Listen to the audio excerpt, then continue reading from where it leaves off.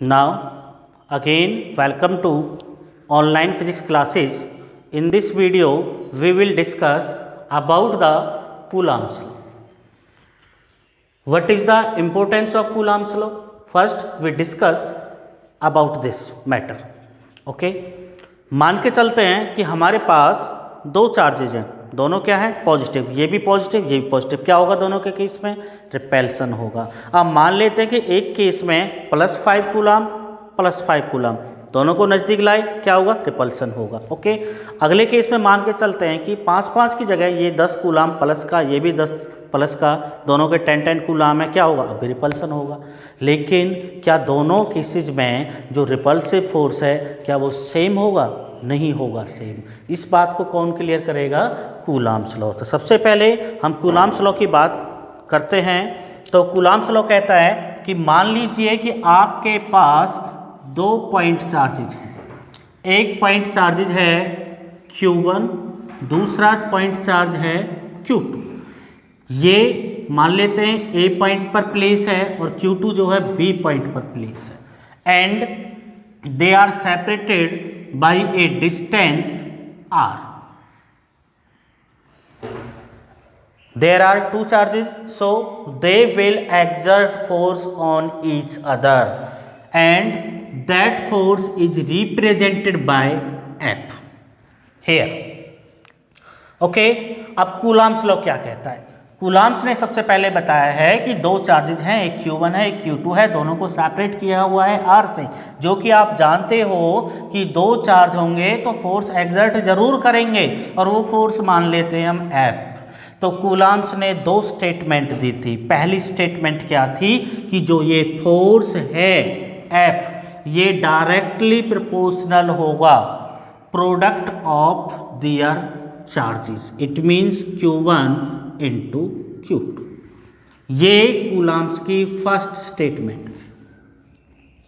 और दूसरी स्टेटमेंट में क्या कहा है कि जो ये फोर्स है ये इनवर्सली प्रोपोर्शनल होगा square of distance between them. ये इसकी सेकंड स्टेटमेंट है। कूलाम्स ने अपने फॉर्मूले में, अपने लॉ में मेनली ये दो बातें बताई हैं कि फोर्स जो है वो डायरेक्टली प्रोपोर्शनल होगा Q1 Q2 के प्रोडक्ट के, इनवर्सली प्रोपोर्शनल होगा square of distance between them के। बेटा इसका मतलब ये है कि जितना ज़्यादा अमाउंट रहेगा चार्जेज का उतना ज़्यादा स्ट्रॉन्ग फोर्स रहेगा, क्योंकि डायरेक्टली प्रोपोर्शनल है। और इसका मतलब ये है कि जितने ज़्यादा आप दूर प्लेस करोगे चार्जेज को उतना कम होता चला जाएगा फोर्स, क्योंकि इनवर्सली चाहूँगा जितने ज़्यादा आप दूर रखोगे, हाँ सही कह रहा था मैं, जितना ज़्यादा आप दूर रखोगे उतना कम होता चले जाएगा फोर्स। इट मीन्स जितने चार्ज एक दूसरे के नज़दीक होंगे उतना ज़्यादा स्ट्रॉन्ग फोर्स वहाँ पर रहेगा। ओके, हमारे पास दो स्टेटमेंट हैं, तो इन दो स्टेटमेंट के आधार पर हम कूलाम्स लॉ की डेफिनेशन को लिखते हैं। क्या डेफिनेशन बनती है इसकी? कि according to this law, according to this law the force of interaction between 2 point charges is directly proportional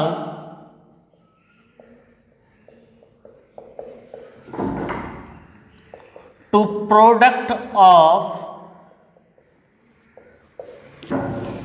there charges. ये बात मैंने कहाँ से लिखी? अरे फर्स्ट पॉइंट में जो बात थी उसी को मैंने यहाँ पे लिखा है, is directly proportional product of their charges, it means Q1 into Q2, and अब बारी किसकी है? सेकेंड पॉइंट की, and inversely proportional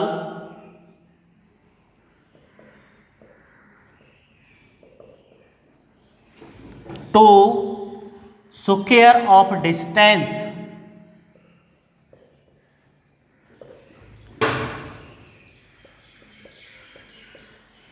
between them मतलब चार्जेस के बीच में।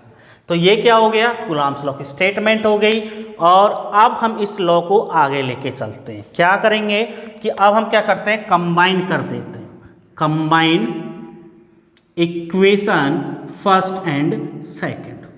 तो ये क्या बन जाएगा, F directly proportional Q1 Q2 upon में R स्क्वायर। तो दोनों को कंबाइन करने के बाद में ये हो गया। अब नेक्स्ट पॉइंट में कि F इक्वल टू के, प्रोपोर्शनलिटी साइन को इक्वल में बदलने के लिए आपको पता है कांस्टेंट लेना पड़ता है, के ले लिया, Q1 Q2 अपॉन में R स्क्वायर। आपको बताना पड़ेगा कि के क्या चीज है यहाँ पर, हेयर के is electrostatic force constant and it depend upon the nature of medium separating the charges. ठीक है, हमने दोनों को कंबाइन किया, प्रोपोर्शनलिटी साइन के आ गया, के का क्या नाम पड़ गया, इलेक्ट्रोस्टैटिक फोर्स कांस्टेंट। अब आगे इसी में बताया है कि जो के है वो किस पर डिपेंड करता है, नेचर पर। किसके नेचर पर, मीडियम के। कौन सा मीडियम, जो इन चार्जेस को सेपरेट कर रहा है। इट मींस जो ये Q1 Q2 हैं, इनके बीच में क्या मीडियम है, एयर है, वाटर है, क्या चीज़ है, वैक्यूम है, उस चीज़ पे डिपेंड करेगा के। ओके, उसके बाद में इन SI यूनिट के की वैल्यू होती है 9 × 10⁹ न्यूटन मीटर स्क्वायर पर coulomb square. And in CGS unit के की वैल्यू होती है बेटा 1। के की वैल्यू क्या होती है, 1 होती है। ओके, नाउ आगे के की जो वैल्यू है SI के अंदर क्या आई, 1/4πε0। Here ε0 is absolute electrical permittivity of free space. कि जो 1/4πε0 है, इसके अंदर जो ये एप्सिलॉन नॉट आ रहा है, इसका क्या नाम है, absolute electrical permittivity of free space. Now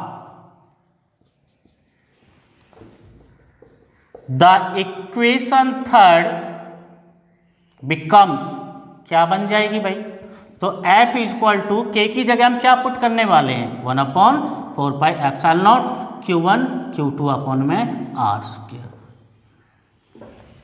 कोई प्रॉब्लम यहां तक, के की जगह हमने क्या पुट कर दिया, 1/4πε0 R स्क्वायर। ओके, नाउ अब हम बात करते हैं यूनिट ऑफ एप्सिलॉन नॉट। यहां से एप्सिलॉन नॉट की वैल्यू निकालेंगे तो एप्सिलॉन नॉट हो जाएगा 1/4πF Q1 Q2 अपॉन में R स्क्वायर। ये हो जाएगा Q1, चार्ज की यूनिट क्या होती है, कूलाम, दूसरे चार्ज की कूलाम, 4π की कुछ नहीं होगी, फोर्स की न्यूटन, और डिस्टेंस की होती है मीटर, जो R स्क्वायर है तो मीटर स्क्वायर। ये हो जाएगा कूलाम स्क्वायर पर न्यूटन, ऊपर जाके माइनस का, ये भी ऊपर जाकर माइनस का हो जाएगा। ये इसकी क्या आ गई, यूनिट आ गई। उसके बाद में अब हम बात करते हैं डायमेंशन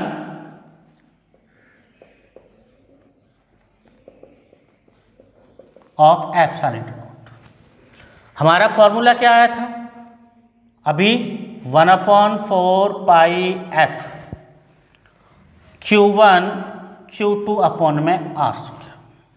ओके, डायमेंशन निकालने के लिए चार्ज की यूनिट डायमेंशन 80, दूसरे चार्ज की क्या है 80, दोनों की सेम रही।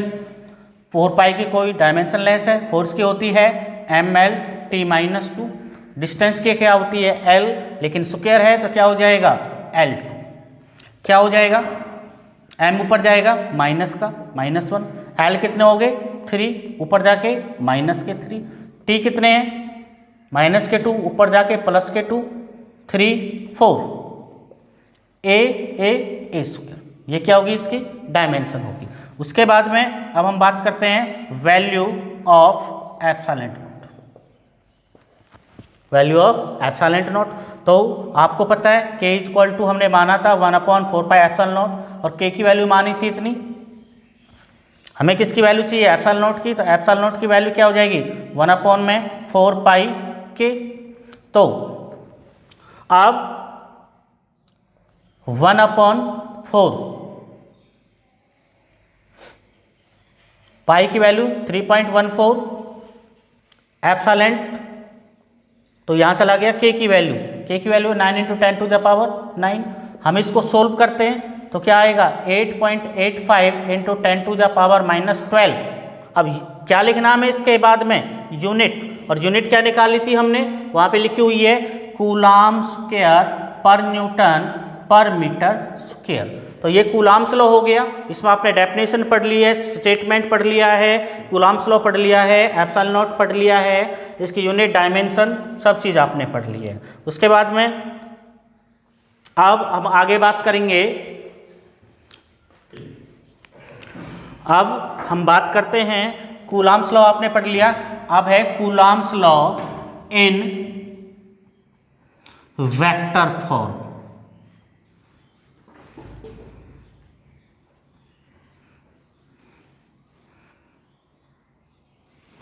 Coulombs law in vector form, देखिए इसमें वेक्टर आया है तो स्पेशली हमें ध्यान देना पड़ेगा किस चीज पर, डायरेक्शन पर। सबसे पहले हम एक XYZ प्लेन मान लेते हैं,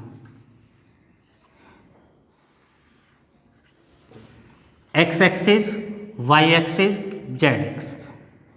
उसके बाद में हम मान लेते हैं 2 पॉइंट चार्जेज, एक Q1 और एक Q2, ये एक मान लिया हमने Q1 और एक मान लेते हैं हम Q2, एक Q1 हो गया, दूसरा मान लिया Q2। अब इनकी क्या मानना पड़ेगा हमें पोजीशन वेक्टर, इसका पोजीशन वेक्टर मान लेते हैं R1 और ये मान लेते हैं Q2 का मान लेते हैं हम R2, ये हमारा पोजीशन वेक्टर हो गया R1 और ये हमारा पोजीशन वेक्टर हो गया R2। कोई प्रॉब्लम अभी तक?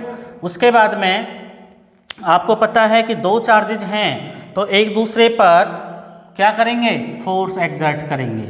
आपको पता है कि जब मान के चलो 2 लड़कों की लड़ाई हो गई है तो ऐसा तो है नहीं कि एक लड़का पिटता रहेगा दूसरा मारता रहेगा, उसमें तो आपको पता है कि दोनों एक दूसरे पे क्या करते हैं मारते हैं, एक दूसरे को थप्पड़ मारते हैं। तो इसमें वही सेम केस है कि Q1 Q2 पे फोर्स लगाएगा और Q2 किस पे फोर्स लगाएगा Q1 पर फोर्स लगाएगा।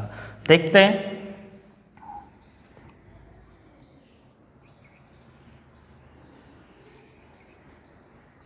इस फोर्स को हम नाम देंगे F21। F21 में क्या है Q2 पर कौन फोर्स लगा रहा है Q1 फोर्स लगा रहा है। इसका मतलब ये है कि Q2 तो पिट रहा है और कौन पिट रहा है Q1। ऐसे ही अब ये भी तो इस पे लगाएगा फोर्स, इसको नाम देते हैं F12, इसको क्या नाम देते हैं F12। ओके, जो Q1 है इसको हम मान लेते हैं पॉइंट A पर, इसको मान लेते हैं पॉइंट B पर, और यहाँ पे क्या था ओरिजिन। अब क्लियर सी बात यह है, एक बात ध्यान देना कि मान के चलो Q2 की पिटाई हो रही है और कौन पीट रहा है Q1, तो Q2 तो जाएगा नहीं इसके पास पीटने के लिए, कौन आएगा Q1 ही आएगा इसको पीटने के लिए। इट मीन्स जब हम इस तरह से A से B लीड करेंगे, A से B की तरफ जाएंगे तो उसको हम कहेंगे R12, और जब B से इधर जाएंगे तो इसको हम कहेंगे R21। कोई कोई प्रॉब्लम किसी को? ये हमारा डायग्राम कंप्लीट हो गया। अब डायग्राम के बारे में आप थोड़ा बहुत लिखना चाहो तो लिख सकते हो, अदरवाइज कोई ज़रूरत भी नहीं है। तो सबसे पहले हमने क्या माना है, consider 2 point charges Q1 and Q2 at point A and B respectively. अब R1 क्या है भाई, R1 है position vector of Q1, R2 क्या है, पोजीशन वेक्टर ऑफ Q2। अब R12 क्या है, वेक्टर लीडिंग। R12 में आपको बताना है कि आप कहां से कहां जा रहे हो, वेक्टर लीडिंग फ्रॉम, कहां से कहां जा रहे हैं, A से B, A to B।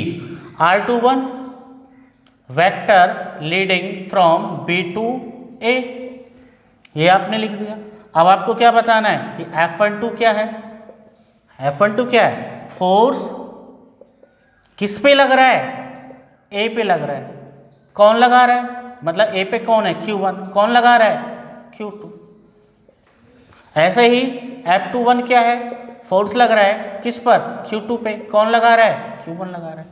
अब हम बात करते हैं किसकी, कूलम्ब्स लॉ की। नाउ F12 क्या होगा according to Coulomb's law, F12 तो बेसिक फॉर्मूला आपने पढ़ रखा है, जो मैं यहाँ राइट कर देता हूँ, बाद में मिटा देंगे। F equal to 1/4 pi epsilon naught Q1 Q2 upon में R स्क्वायर। ये जो फॉर्मूला है इसमें कोई डायरेक्शन वायरेक्शन का कोई चक्कर नहीं है, सीधा मैग्नीट्यूड के ऊपर बेस है। लेकिन इसमें क्या है कि हम डायरेक्शन को, वेक्टर को यूज कर रहे हैं, तो इसमें हमें विशेष तौर पर ध्यान रखना पड़ेगा। 1/4 pi epsilon not charges Q1 Q2 upon में R स्क्वायर। R मतलब Q1 Q2 के बीच की डिस्टेंस। अच्छा, अब F12 में देखिए कि 1 पे फोर्स लग रहा है, कौन लगा रहा है, 2। 1 पे फोर्स लग रहा है, कौन लगा रहा है, 2। तो इट मीन्स 1 पीट रहा है और 2 उसको पीट रहा है। तो कौन जाएगा पीटने के लिए, 2 जाएगा 1 के पास। तो हम लिखेंगे R21 का स्क्वायर, और हमें डायरेक्शन बतानी पड़ेगी अलोंग, कहाँ से कहाँ जा रहे हैं भाई, 2 से 1, यानी कि BA। आगे F12 equal to 1/4 pi epsilon naught Q1 Q2 upon में R21 स्क्वायर, और इसका मतलब क्या है, R21 कैप। हम यूनिट वेक्टर यहाँ पे यूज करेंगे, और यूनिट वेक्टर वैल्यू आपको पता है 1 होती है, और 1 की मल्टीप्लाई करने से कोई फर्क नहीं पड़ता, इसको मान लेते हैं जी फर्स्ट। अब सिमिलरली F21 हम कैलकुलेट करते हैं, तो 1/4 पाई एप्सिलॉन नॉट, ये किस किस के बीच में लग रहा है फोर्स, ये भी Q1 Q2 के बीच में है, लेकिन किस पे लग रहा है, 2 पे, कौन लगा रहा है, 1। तो कौन जाएगा पीटने के लिए, 1। तो इट मीन्स R12 स्क्वायर। कैसे जाएंगे भाई, कहाँ से कहाँ जाएंगे, A से B जाएंगे। तो F21 इक्वल टू हो जाएगा 1/4 pi epsilon naught Q1 Q2 upon में R12 स्क्वायर और R12 कैप। ये क्या है, कैप का मतलब क्या होता है, यूनिट वेक्टर होता है, ठीक है। और इसको हम क्या मान लेंगे, इक्वेशन सेकंड मान लेंगे। अब आप एक बात बताइए कि R12 mod of R12 equal to R21 मैंने यहां पे लिख दिया, क्या ये सही है गलत? आप ही बताइए कि हम A से B जाएं या फिर B से A जाएं, डिस्टेंस तो उतनी ही रहेगी, डिस्टेंस थोड़ी घटेगी बढ़ेगी, वो तो उतनी ही रहेगी, ठीक है। यानी कि उनका मैग्नीट्यूड क्या रहेगा, बराबर रहेगा। ओके, इट मीन्स यदि हम मैग्नीट्यूड की बात ना करें, इस तरह से लिखें तो भैया क्या मैं अब इनको बराबर लिख सकता हूँ? नहीं लिख सकता, क्योंकि अब हमारी जो बात हो रही है वो मैग्नीट्यूड के साथ साथ डायरेक्शन की भी बात हो रही है। इट मीन्स मैग्नीट्यूड में तो बराबर हैं, लेकिन डायरेक्शन थोड़ी ही बराबर है। डायरेक्शन तो एक दूसरे के क्या है? अपोजिट है। तो इसलिए अपोजिट के लिए हम क्या यूज करते हैं? नेगेटिव साइन यूज करते हैं। अब आप देख लीजिए कि R12 इसमें यूज हो रहा है, तो इसी इक्वेशन में R12 की वैल्यू पुट कर देते हैं। Put in equation second, put करते हैं जी। F21 1/4 pi epsilon naught Q1 Q2 upon R12 की जगह माइनस R21 स्क्वायर और इंटू माइनस R21 कैप। तो F21 is equal to 1/4 pi epsilon naught Q1 Q2 upon में, भाई माइनस का स्क्वायर तो माइनस, और वैसे भी मॉड के अंदर है, वो क्या हो जाएगा? वो तो प्लस का ही हो जाएगा। तो R21 स्क्वायर और ये माइनस आगे आ गया, तो क्या बचेगा? R21। अब आप इसको इक्वेशन थर्ड मान लीजिए। अब आप इक्वेशन फर्स्ट में आ जाइए। 1/4 pi epsilon not 1/4 pi epsilon naught Q1 Q2 Q1 Q2 R21 square R21 square R21 cap R21 cap, ये तो सेम है। It means from first and third, from first and third. तो F12 क्या हो जाएगा? Minus तो है ही, sorry इसमें देखते हैं F21 is equal to minus तो है ही, लेकिन इसकी जगह मैं क्या पुट कर सकता हूँ? F12 पुट कर सकता हूँ। तो क्या हो जाएगा? F12। इससे हम क्या सीखे? इससे हम सीखे कि ये जो दो फोर्स लग रहे थे एक दूसरे के ऊपर, इट मीन्स Q1 Q2 पे जो लगा रहा था, दूसरा Q2 जो Q1 पे लगा रहा था, वो दोनों फोर्स कैसे हैं? इक्वल हैं। किसमें? मैग्नीट्यूड में। लेकिन क्या चीज़ अलग है? नेगेटिव आ रहा है। नेगेटिव का मतलब है क्या चीज़ अलग है? डायरेक्शन अलग है। It means these forces are equal and opposite, and hence they obey Newton's third law। Clear? कोई प्रॉब्लम? उसके बाद में अब आप करना चाहो तो अलग से ये है कि R12 कैप जो हम ले रहे थे, R12 कैप यानी कि एक यूनिट वेक्टर है, और यूनिट वेक्टर का फॉर्मूला आप सबको पता है क्या होता है? वेक्टर अपॉन में मॉड ऑफ वेक्टर। तो सिमिलरली R21 को आप लिख सकते हो R21 वेक्टर अपॉन में मॉड ऑफ R21 वेक्टर। क्या कर सकते हैं हम? वैल्यू पुट कर सकते हैं। किस किस में? इक्वेशन फर्स्ट में, सेकंड में। पहले हम इन इक्वेशन फर्स्ट की बात करते हैं। तो इक्वेशन फर्स्ट में हमारा था F12 is equal to 1/4 pi epsilon naught Q1 Q2 upon में क्या चल रहा था? R21 स्क्वायर इंटू, यहाँ पे क्या था? R21 कैप, और R21 कैप की जगह लिख सकते हैं हम R21 वेक्टर अपॉन में मॉड ऑफ R21। तो ये आपका हो जाएगा F12 is equal to 1/4 pi epsilon naught Q1 Q2 upon में R21, कितने हो जाएंगे टोटल? 3, 2 और 1 3 इंटू R21 वेक्टर। प्रॉब्लम इसमें? उसके बाद में आप सिमिलरली दूसरा क्या था? F21 उसको भी लिख सकते हो 1/4 pi epsilon naught Q1 Q2 upon में, वो क्या हो जाएगा भैया? R12 क्यूब और R12 वेक्टर। मैंने इसको सीधा लिखा है, डायरेक्ट लिख दिया है। आपने जैसे इसमें वैल्यू पुट की थी उसमें आपको वैल्यू पुट करनी है तभी आएगा। मैंने इसको क्या किया है, डायरेक्ट लिख दिया है, क्योंकि छोटी छोटी बातें इस तरह से करेंगे तो बहुत टाइम लग जाएगा। अब आपने एक फॉर्मूला होता है पोजीशन वेक्टर के लिए, जैसे कि हम लिखते हैं r12, तो हम इसको लिख सकते हैं position vector of r2 minus r1, और ऐसे ही होता है r21 position vector of r1 minus position vector of r2। तो ज़्यादा से ज़्यादा आप इन वैल्यूज़ को और पुट कर सकते हो r12 r21 की जगह, तो वहाँ पर आप वैल्यू पुट करोगे तो क्या हो जाएगा, आप और दो नए फॉर्मूले ऑब्टेन कर सकते हो। तो अब आपने इस वीडियो में पढ़ा है कूलॉम्स लॉ और Coulomb's law in vector form. अगली वीडियो में हमारे दो टॉपिक बच रहे हैं, सुपरपोजिशन प्रिंसिपल और एक आपका डाइलेक्ट्रिक कांस्टेंट और रिलेटिव मैग्नेटिक परमेबिलिटी। उसके बाद में ये चैप्टर फिनिश हो जाएगा। पूरा एक वीडियो न्यूमेरिकल से होगा और न्यूमेरिकल अच्छे ही होंगे आपके, बिल्कुल जो आपके काम आएंगे। Okay, thank you.